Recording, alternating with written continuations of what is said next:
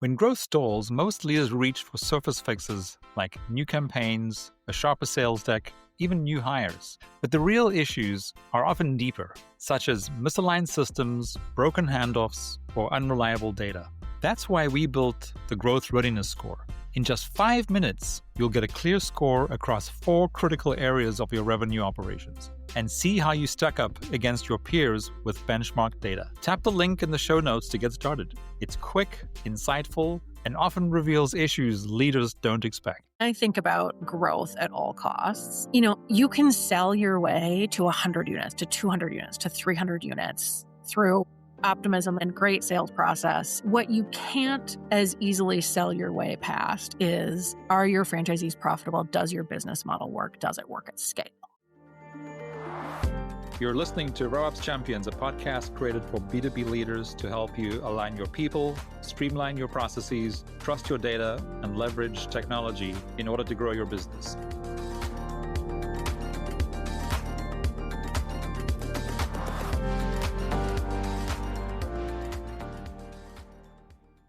Hello and welcome back. Today, I'm joined by McElroy, founder and CEO of Kaleidoscope Growth Advisors, a franchise advisory firm focused on helping emerging and growth stage brands build scalable, sustainable franchise systems. Ali is a recognized franchise industry leader with nearly 2 decades of experience spanning franchising, international expansion, operations, legal strategy, and organizational growth. Before founding Kaleidoscope, she held executive leadership roles at Lyft Brands, including serving as president, international, and chief legal officer, where she helped support franchise expansion across multiple brands and global markets. In addition to her advisory work, Ali serves on boards, mentors founders and operators, and is widely recognized within the franchise industry for her leadership and contributions to franchise growth and development.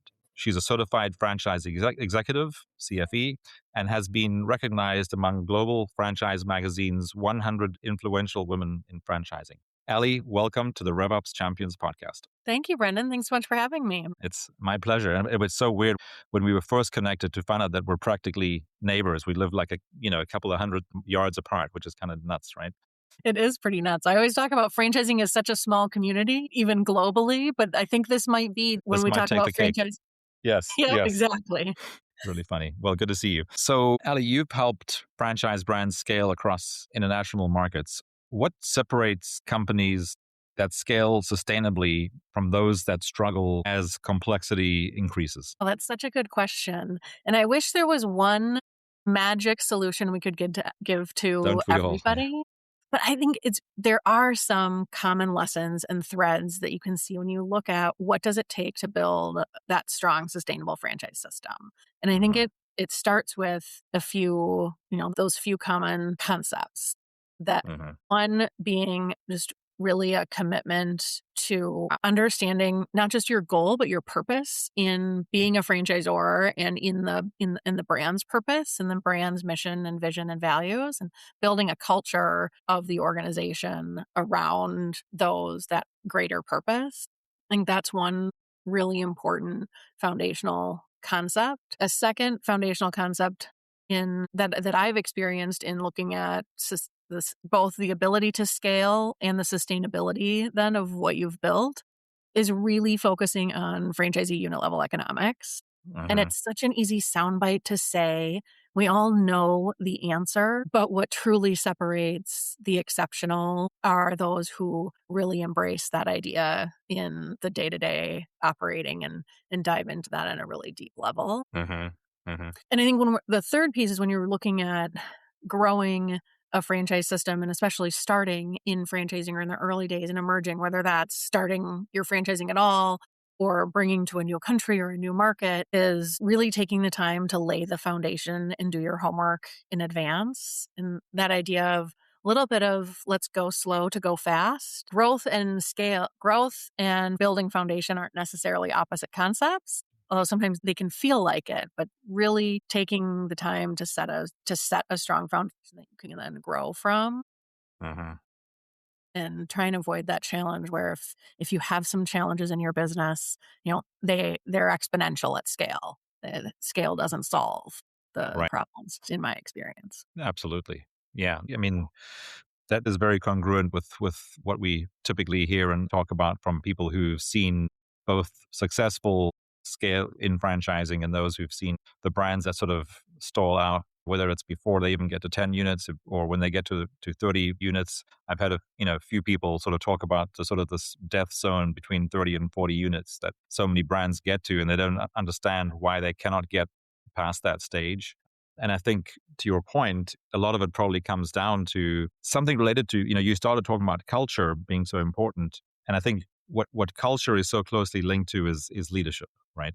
And Mm. and as we talk about it here all the time, so revenue operations, which of course we call RevOps, the model that we use at Dynamico is it's people, process, data, and technology. And what's interesting about what you're saying, and I'd like to hear more from you on this. So when brand reaches out to us, they're typically reaching out to us because they think that the problem is a technology problem where they've sort of outgrown their systems, right? Their CRM, whatever's driving their revenue, they've outgrown it. And part of our job of being able to build them the system that's going to help them scale is we need to make sure that they are aligned on the people front, which includes leadership, culture, and knowing that they have the right people that are going to be able to drive that scale.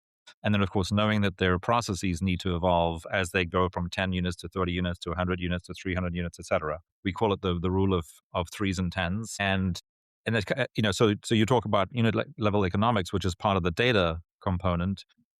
We need to know what the data or KPIs and metrics are. Otherwise, how do we build the CRM to drive your processes that then measure, where you can measure the data in a meaningful way? So I like the way you position it, and it's very congruent with what we're hearing too. And then, of course, we'll talk more about the sort of that slow and steady growth, often winning the race versus like just trying to grow as fast as possible and then just fix things as they break, which sounds really painful. So, Ali, as organizations grow, where do you most often see alignment start to break down between leadership, operations, and execution? I really like your framing in the rules of threes and tens, and that 30s is, sort of any.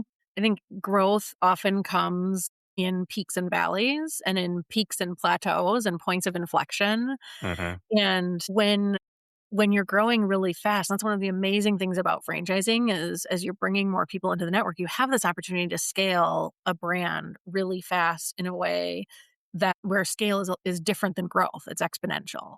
Hmm. Um, and so when you look at those points of challenge is that you're sort of almost as soon as you put a process in place, you outgrow it. And so Hmm. staying ahead of that cycle of thinking through the forward through where are we going to be in 2 or 3 years, Hmm. which can be a really hard thing to do when you're just looking at surviving till tomorrow and Right. what do we need to do to Absolutely. get tomorrow and and so Yep. finding that balance, I think where I see organizations really build strength through the challenging periods of growth are when there's a strong focus on mission and purpose.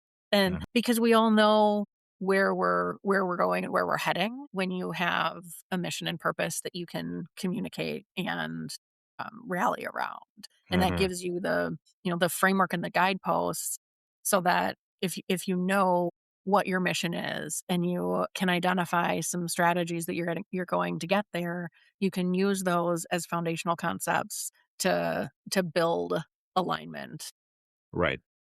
and Yeah. move in the right direction, Yes. Yeah. move in the And same direction. absolutely. Yeah. And I think when you, again, going back to what you said at the beginning, which is if you can combine that sort of, again, the communication and whatever that goes with that mission and vision with the sort of, you talked about unit level economics, and really I think when you say that, you're saying it as a representation of how do we measure success, as we scale. And because, for everybody, again, for the founder or the CEO or the COO, they know the numbers like the backs of their hands. But if the people, further downstream don't know how to measure success, it makes it really hard because otherwise everybody just feels like they're on this, hamster wheel kind of thing. So again, understanding, I like the way you position the combination of those two of, culture, mission, vision, and then how do we measure success as we're growing, knowing that those measurements are most likely going to evolve slightly, as we go from 10 units to 30 units to 100 units to 300 units, and then, eventually to 1,000 and more. And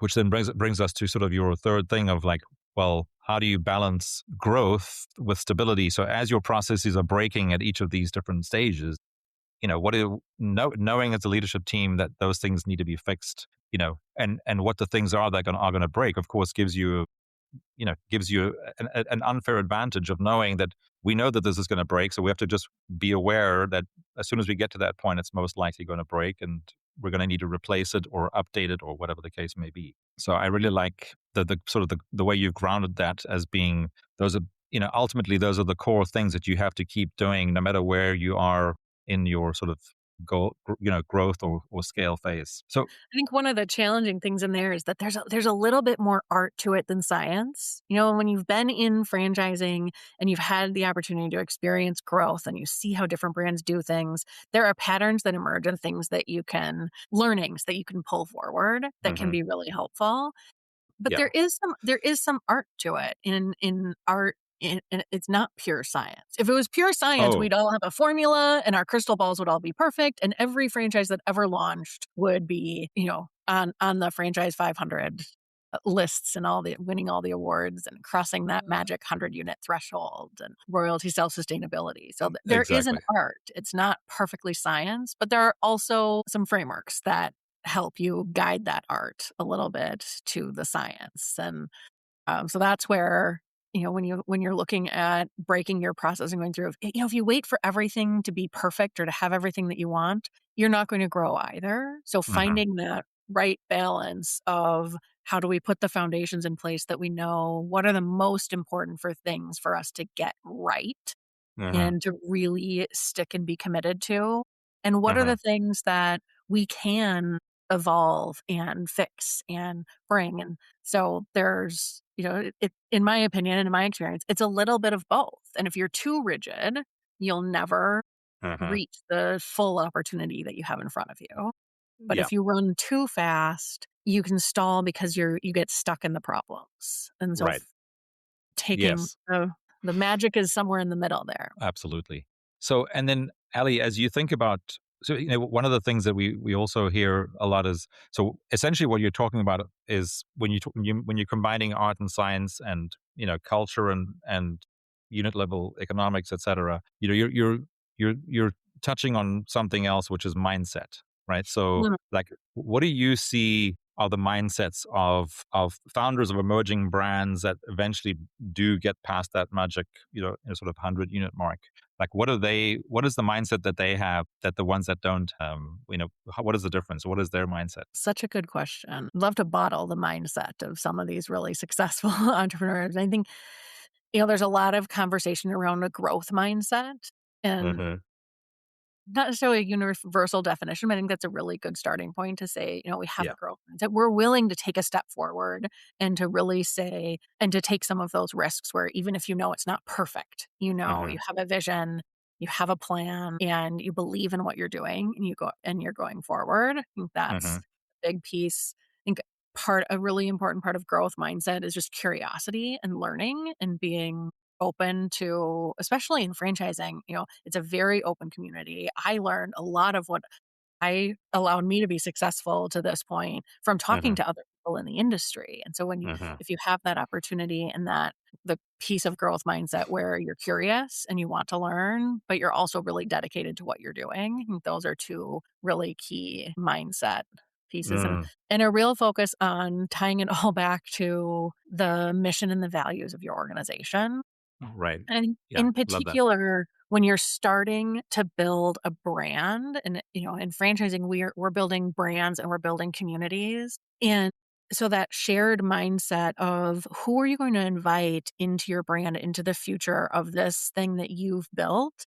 And how do hmm you know that that you all want to move in the right direction and that it's going to be someone who's going to support your mission and your vision and work in alignment with your values? And Yeah. those, Love the that. numbers drive the business metrics, but that are we aligned and going the same forward? And so I think especially when I'm in, when I've worked with new franchisors, Hmm. there's the basics of what you wanna do to establish, is franchising right for you, or do the economics work? Do you have the foundation? Can you make the investment? Do you have the team? What's Hmm. your royalty going to be? It's regulated. We need an FDD. We need a franchise agreement, right? There's this checklist of, okay, if you're gonna be a franchisor, you need your ops man, you need your FDD, you need this. I think accompanying that, one of the things that we work really hard on in the very early stages of laying that foundation is to say, when you're the founder of a business, Hmm. your values and your vision is ingrained in everything you do every day, and you're touching it in Yeah. most cases every day. Ellie. So looking at that early stage of when you're setting your foundation, not just what is my royalty rate, but taking that founder, the essence of what the business is that is infused just in the daily operations, and building that into your franchise planning, your franchise framework, when you're bringing people in, what is the common language and common understanding that we can have? So one Mm. of the early things that we do when we're looking at franchising a concept is to build out, the brand guides, the basic stuff. Like we're using the same logo, but also taking the moment to revisit and say, what is our mission, vision, purpose, and values? And really being sure that we can articulate what are the values. And so I can use the example of a company that's recently started franchising called Green in the Grain, based here in Mhm. Minneapolis with us. And one of the early things we did, quite a bit of branding exercise, but also really taking the time to boil down into the essence of what are Green in the Grain's values, and then building that into the franchise program, into the questions we're asking franchise candidates about Mhm. what their goals are for becoming a part of the franchisee, building it into some of the leadership team conversations to say, this is Green in the Grain and this is what we stand for. And there are things Mhm. that you just experience and absorbed because it is what the brand is when you have a founder running it. But as you Mhm. expand and you scale, and there's more and more people coming in, having that common language of being able to say what you stand for, and build that into just the fundamentals of, in subtle ways and in less subtle ways, like what is our shared understanding, what is our shared communication. Mm. So think that's a Yeah. piece of that foundation building. Yeah. No, that makes, I mean, it seems so simple, right? That's all you have to do. But I suppose when so yeah, so why do you think some brands don't get that right? Like what is distracting them from getting those basics right? That's such a good question. I think some of it is you take it. I like to believe everybody comes in with good intentions, and some of it is, in some ways, it's so basic, and it's something that when your culture is ingrained in who you are, you're Mhm. not you're not necessarily thinking about, how do I take this and translate it into something that goes further, or you're caught up in the day to day of, where's the next sale? Do I have my marketing materials? Is my FDD filed? There's all sorts of pieces of the checklist of things you need to do to run your business every day. Mhm. That sometimes the basics can fall behind. Yeah, yeah. And you mentioned something just in passing a couple of minutes ago, which was the royalty self-sufficiency, which of course Mm. is such an important number. Do you think that's somehow part of this? Where these brands that sort of hit these ceilings of complexity, or where they start where they are moving away from the basics, is because they're trying to get this royalty self-sufficiency number sort of at all costs. Is that potentially part of it, or at least one example? Definitely think there's an interrelation between the economics of reality of what you're trying to achieve and the ceilings and challenges that you face, and those decisions that you make early on in your royalty structure, your initial franchise fee, your franchise development approach. Is it more organic? Are you doing it? Is that, how is your business going to get the resources it needs to invest in the future? And have Yeah, you lined those things up? So, royalty self sufficiency, I think, is a really important concept in that. And for those who, don't know what that means, it basically means that you can cover the core operating expenses of your business as a franchisor from yeah, royalty alone, and not correct. necessarily from the initial franchise fees. And Sure. a lot of franchise organizations, they do, a key part of the initial way that you're investing into the system is through that collection of those initial franchise fees. Yeah.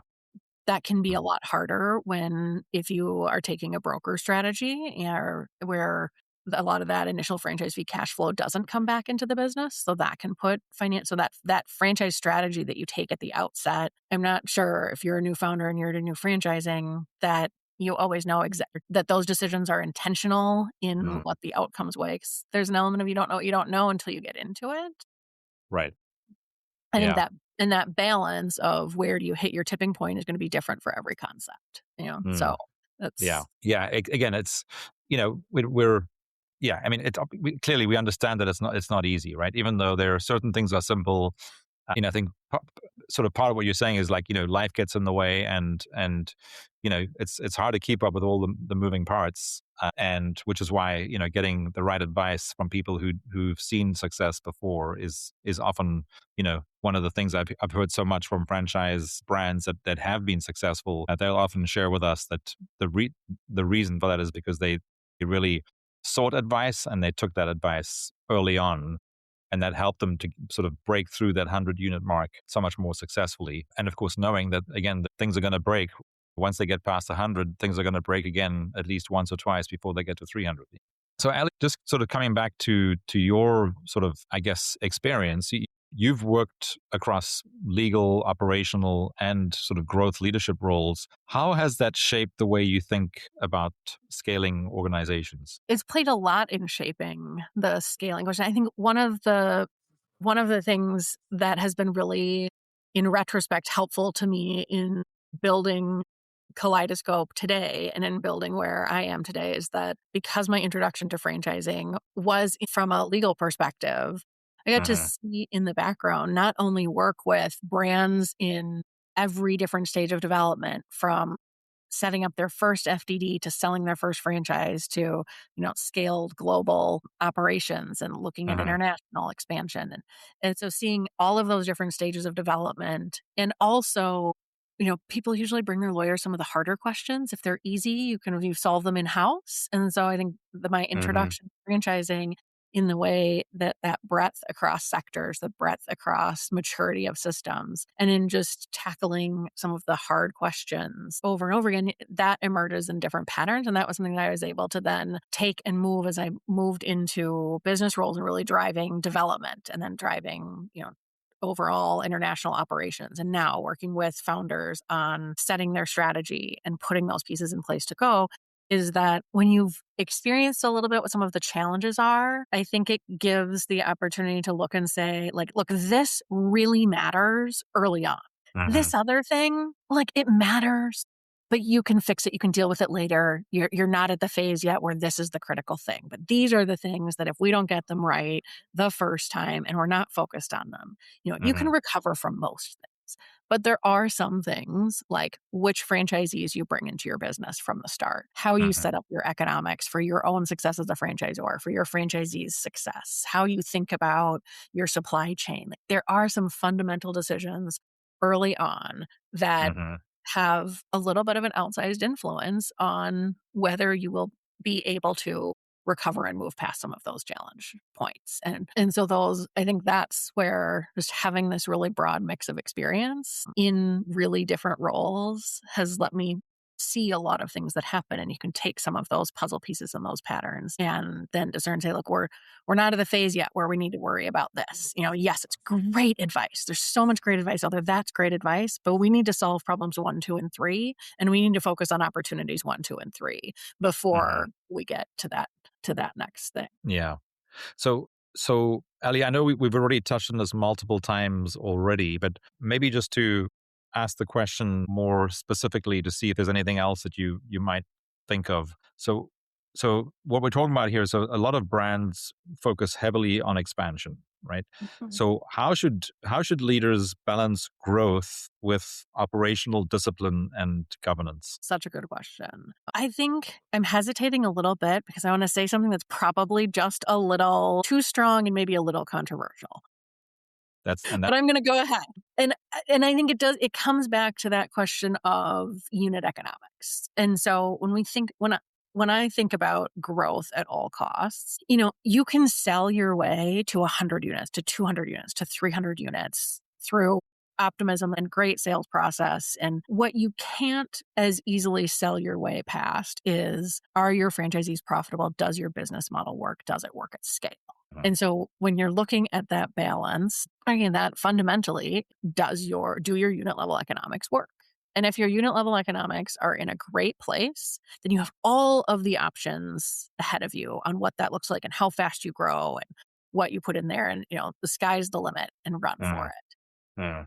If those unit economics or your own economics as a franchisor and the requirements that you have, whether that's loans or capital or investor expectations or cash flow, those economic pieces, I think I didn't go too controversial there, but I think that No, economic piece is really the key. yeah, but which again, it seems so simple, right? So again, even, and I'm guessing, most leaders who are listening to this have probably heard this before more than once. So if nothing else, I think it's a good reminder that maybe we need to slow down in certain areas to make sure that our unit level economics, you know, are are right before we get too far ahead. Because I think, to your point, trying to then you unravel something when you get to 400 units and you suddenly have you know 100 or more franchisees that are very unhappy with the current situation. That of course means you're probably not going to sell another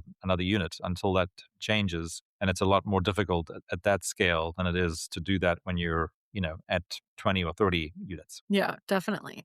Well, and if I can use an example on sort of the foundation and the decisions, it's easy to give kind of the big picture overviews and they say, well, how do you actually do that? Like, what is the difference? And so, Mm, just to use as an example, one common thing is, you know, most people who are beginning their franchise journey and most franchisors, they've experienced success. mhm, And you have that success. When you start to franchise or you move into a new market, and quite frankly, whether you're franchising or not, if you're just growing into a new market, you mhm. look at something as simple as your marketing materials and your approach of kind of introducing your brand into a new market. And when you've had operations in your home market, you've had maybe a decade of consumer awareness being built, of that introduction of who you are and what you stand for. You're benefiting from that brand recognition in your Mhm. home market.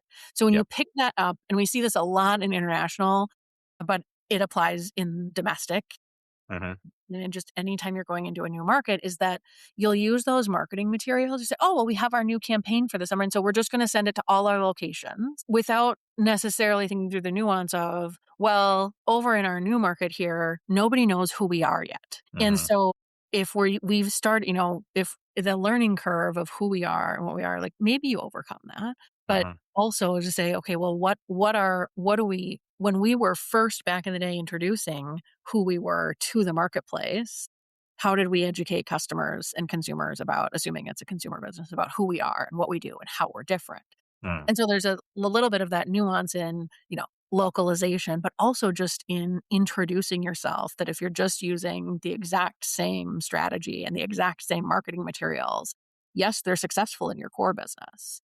Maybe there's a nuance that you missed in saying we should tell people a little bit more about who we are Mm. so that they can then join our learning curve of and be as excited as we are about what we're offering out to the Yeah. public.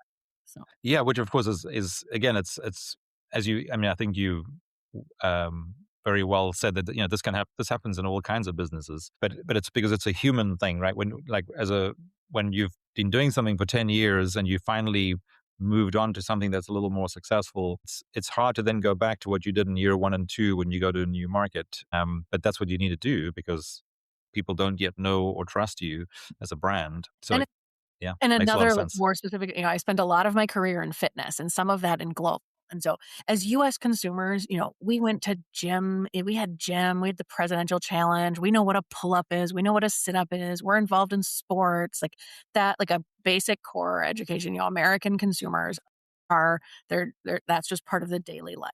But Right. when you go into some more emerging markets where there's, maybe instead of having 20-25% of the population who are members of gyms, you have less than 1% of the population who has a Hmm. membership to a gym. Hmm. And so one of my favorite stories in the kind of looking at the international is that at someone who went into a gym in an emerging market and it had, the modern equipment, and someone had taken a weight plate and set it on the floor and was using it as basically like a podium while doing and like using a bar and smoking a cigarette while trying to do some exercise, and just like very clearly, had not had an introduction to what is this equipment? How do I conduct an effective workout? And Hmm. so, if you've outgrown maybe the sort of like, here's your basic 8 workout of if you're so your introduction to the gym, we come in, here's eight things you can do. That was Hmm. something that maybe the American consumer has moved past a little bit. But Sure. in an emerging market, you might need to educate around, here's a workout routine and why we do it and how we do it, and here's how you use some of these weights and Right. different things. And I think in that example, which is a really good one, I'm guessing you're talking about Snap there, but is, you know, you forget how long that education can take if it's something that never existed for that, you know, population before. I mean, that education can take a very, very long time. It can, and it also can happen quickly, but it's not going to you might not have the same uptake in, your membership retention when Yeah. people aren't seeing results, and they're not seeing results because they didn't come in with the same fundamental knowledge. And so Right. that, Yeah. understanding your process and your marketing and kind of putting those Yeah. putting those together. It's Yeah. not, Right. again, Which more again, art than science. yeah. Well, but again, like we one of the things we say a lot around here is, you're either winning or learning. And Mm, I And love that. what I like about that example is that, let's just say you take your fitness brand from the US or North America to an emerging market in Europe or wherever else. When you see that uptake is slow and that people don't really know what all this equipment is about, that then tells you to when you're going to be looking to another market, you want to look for a market where people are already familiar with equipment, so that the uptake isn't going to take as long. So you at least you're learning something that allows you to expand in a market that maybe you weren't initially looking at. Yeah, potentially. Or Yeah. incorporating that education or understanding that, there's a strong desire for people to learn, but they just don't you don't you the approach is different. Yes. And I think that's a pretty extreme example that Sure. shows in every, cooking at altitude, if you're a food brand, like Hmm. there are just things that come in expansion where you've defined a very successful way. You run a really successful business in Hmm. the hopefully, if you're going to get into franchising, that should be the foundational question. Hmm. And but then revisiting some of those learnings from over time and incorporating that into just a thoughtful growth plan. Yeah. Yeah. I have a lot of that's a lot. I really, because we don't talk that much about international expansion, but I have a lot of thoughts, because I've lived in 5 other countries before moving to the US, and of course now my mind is thinking about all kinds of connections and opportunities. But let's bring it back. So Ali, from your perspective, what role does leadership development play in long-term franchise and business performance? I mean, a huge role. You know, I think that's when you look at what brands that are successful in the marketplace and franchisees that are successful in the marketplace and people that, often you see really great leaders joining those brands. And so that leadership development, as your business is growing, you have these amazing opportunities to develop existing team members and give them new opportunities. You have amazing opportunities to bring new insights and new people into an organization. The needs change so fast that Hmm. leadership development of at every level of the organization and in sort of every way, bringing the right people, bringing really great, talented people who have experience to offer makes such a transformational difference in your journey, in my opinion. Yes, yeah. And it seems to be, I mean, the reason I asked that question is because this seems to be one of the constants, that where, so when a brand hits a ceiling at whether it's 10 units or 30 units or 100 units or 300 units, the first thing that seems to break is where they don't have necessarily the right people to support the existing infrastructure. And I think, I mean, and you just touched on it with when you said that you often already have people within the brand that you can promote and bring them into a new role that is critical to you scaling to that next level. But in many cases, you need to add an additional role that doesn't yet exist, because it wasn't needed to get from 10 to 30, but it's absolutely needed to get from 30 to 100 or from 100 to 300. And that was the reason I asked that question. As I was thinking about it, the more leadership sort of training that you provide as you go, you have to believe that the easier it's gonna be to scale, because one of the main roles of leadership is not just fran dev. It's in my mind, it's supporting franchisees. So, do you have the right people and leaders, and are they properly trained to support franchisees to be successful? And which, from all the things that you've said so far, it seems to be something that you are passionate about. I am. I'm really passionate about that. And that's one of the things I love the most. I think it's what's kept me in franchising is that just the opportunities and the domino of opportunities that go when you're growing a brand and you're building from, the bring it franchisees who come in and become business owners, the teams that they hire, the internal opportunities. When you hire someone as an intern and then they grow and they're, director and VP of of your business or of another business, those Hmm. stories of the opportunities that come from delivering a great product, building a brand, I think we're all interested in opportunities and being, learning and providing value and earning value. Yeah, which actually probably comes back to what you were saying at the very beginning, which is around sort of culture and mindset. And one of the things we hear more and more about now, even as we start talking about within the franchise space, of course, as in every other industry, we're talking about how AI is going to impact franchising or a particular brand. And it seems to be that so there's a what you see in a lot of successful cultures is this whether it's a core value or a mindset of always being making yourself sort of irreplaceable. And I think what AI is doing is just shining a light on the parts of your current role that maybe AI could do and that you don't even really like to do. So again, just continuously elevating yourself, but again, to do that you need to be in the right culture and have the right mindset to do that. Yeah, I think it's really interesting. We're at such a pivotal moment where there's so much conversation around AI and people. And I think in kind of the businesses that I'm working with and we're thinking about and looking at kind of how technology has transformed business up to this point and what lessons could we learn to move forward and how do we think about this and approaching with curiosity.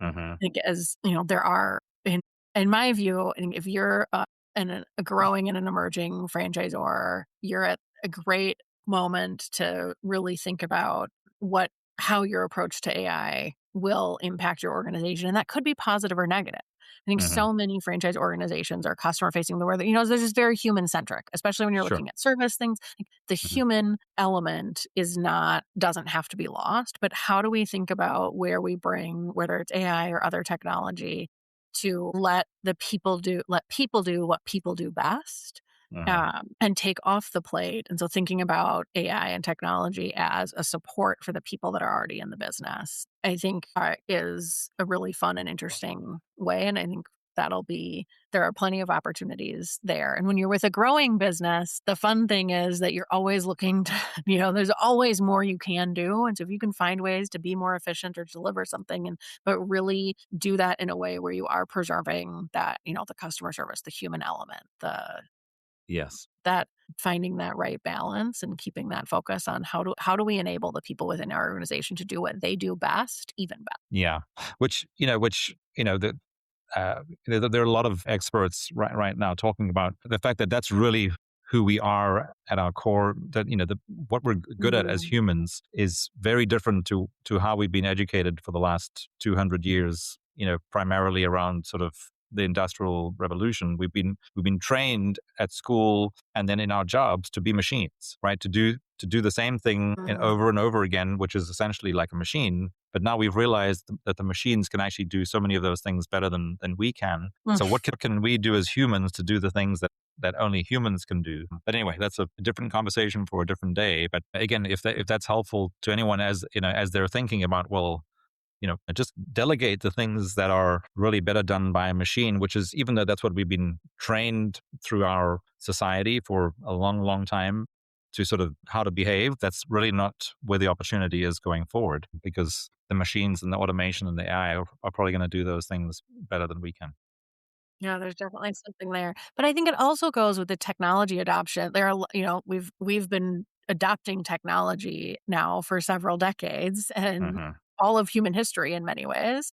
Absolutely. And there are lessons that we can learn going forward. And I think from a, you know, we get so AI is exciting. I love it. I'm exploring all the different models. We're using it in different ways. But I think when you're looking at running a company and growing a franchise organization, to Hmm. make sure that we're grounding the conversation in going all the way back to that, what are our goals, and letting what are the business outcomes that we're looking for, and letting Hmm. AI help us solve the problems we've already identified, rather than, say, well, we have to have AI, so we're gonna here's the AI solution. Mm.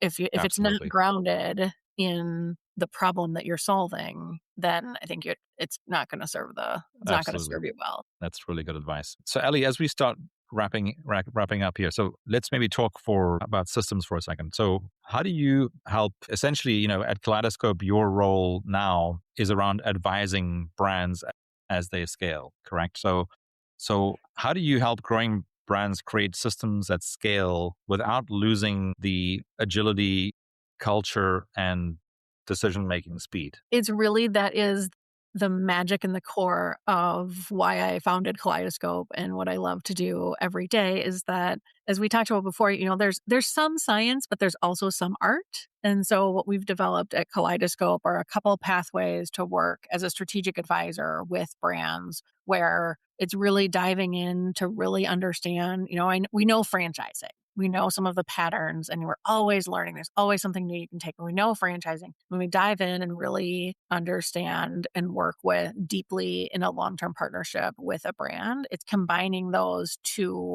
pieces with a customized plan to say, we really understand these patterns in franchising. We really understand who you are as a brand. We're going to partner in a long-term view to an operating playbook and an evolutionary framework for your business that is Mm, tailored and customized to where you are in this moment, mm, warts and non-warts. yeah, that has to be incredibly valuable to whoever you work with, because again, even with all the great advice that exists in the franchise space, there's no playbook that you know that tells you exactly what to do at every stage of growth and scale. I think that's what's fun about franchising. That's what's interesting, is that each business, as much as franchising really is about developing systems and process, and there's sort of you hear kind of, well, it's cut and paste and repeat the process. And there's a lot of that, and there are a lot of lessons and Hmm. things that you can, but if you just cut and paste and you don't add that overlay of who you are and what's happening in the marketplace and what phase are you in the business, those are really important. Those are really helpful and can distinguish what the next right step is for your organization. So something I'm really passionate about and really love to do is to meet a company where they are, meet a franchise brand where they are, and develop that plan as a thought partner for how do we take this to the next level, and using that track record and those experiences to do that. Mm, I love that. I mean, and that's essentially where we started, right? Which so, and you're coming at that, again, starting with that sort of cultural sort of vision, mission type starting point, which is such a that is the one constant, that you can always go back to as everything else continues to evolve, which is what you want to happen if you want to grow, right? But that constant of knowing who you are, what the mission is, and then how do you bring people along on the journey. I mean, I like the way you wrapped that up of where we started and kind of where we're ending. So, Ali, I have one last question because I know we could chat for hours. So, looking ahead, how do you see franchise growth and operational leadership evolving as organizations become more technology driven and more data focused? I'll just polish my crystal ball and say, I think again it goes back to, we're at a transformational moment, but also there are some universal truths that we can learn from history. And so I think as we move forward with our organizations and we're adopting new technology, that the opportunity is to mesh your core, the magic that you have in your brand, and support that with your technology. I really like that. That's good, great advice. Thank you so much. Ellie, thanks so much for being here today. I really enjoyed the conversation. Yeah, thanks for having me. And I know we'll have many more. Thank you.